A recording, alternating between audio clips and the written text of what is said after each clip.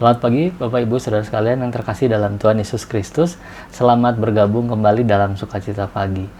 Saudara, beberapa orang Kristen berkata kalau jadi Kristen itu mudah, yang sulit itu menjalaninya. Sehingga renungan pagi ini diberi judul Memilih Beribadah. Saya mengambil dari ujangan Paulus disampaikan kepada Timotius di suratnya yang pertama. Pasal 4 ayat 8 berkata, latihan badani terbatas gunanya, tetapi ibadah itu berguna dalam segala hal, karena mengandung janji baik untuk hidup ini maupun untuk hidup yang akan datang. Dalam pandangan Paulus, latihan fisik atau latihan diri yang umum pada waktu itu tujuannya untuk diri pribadi orang yang berlatih. Ini tidak salah, saudara, sebab tubuh adalah bait Roh Kudus yang harus dijaga. Memang Paulus menjelaskan itu dalam suratnya ke jemaat yang lain. Tetapi latihan fisik bagi orang Yunani zaman Paulus harus dilihat dari cara pandang yang lainnya.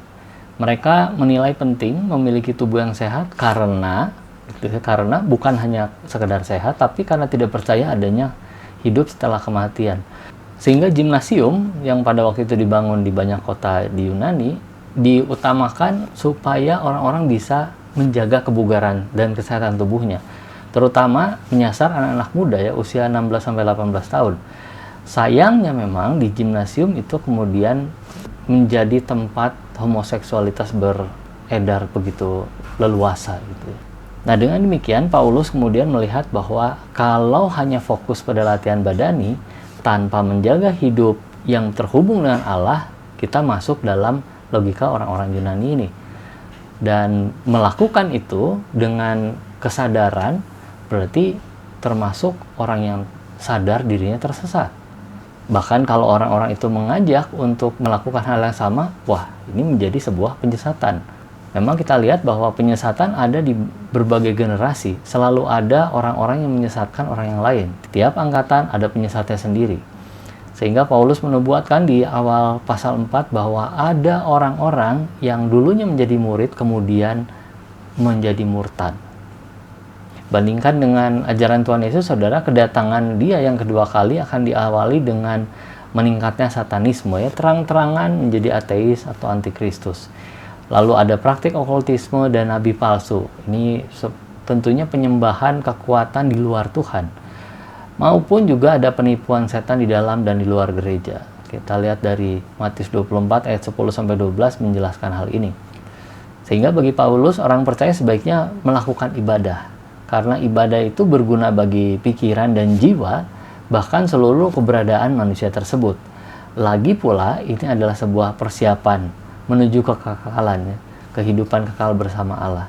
Oleh karena itu, Paulus mengarahkan Timotius supaya melatih diri senantiasa beribadah, kemudian melatih jemaat melakukan hal yang sama. Nah, ibadah yang dimaksud tentu bukan ibadah mengikuti sebuah seremoni saja, tapi adalah melakukan kesalahan hidup.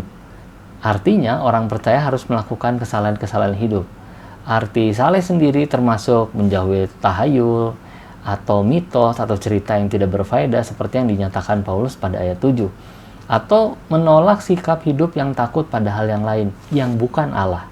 Ada orang-orang yang waktu itu takut melakukan hal-hal ini dan itu, tetapi sejatinya bukan takut kepada Allah. Itu yang harus dihindari, ya, tidak saleh itu. Nah, tidak ada yang mengatakan, saudara, kehidupan Kristen itu mudah. Tetapi orang Kristen mau melakukan hal itu karena kehidupan kekristenan adalah kehidupan dalam hadirat Allah dan berakhir dengan lebih dekat kepada Allah. Tentu saja keagungan atau kemuliaan tujuan itu membuat segala jerih payah itu menjadi berarti. Damai sejahtera dari Tuhan Yesus Kristus menyertai.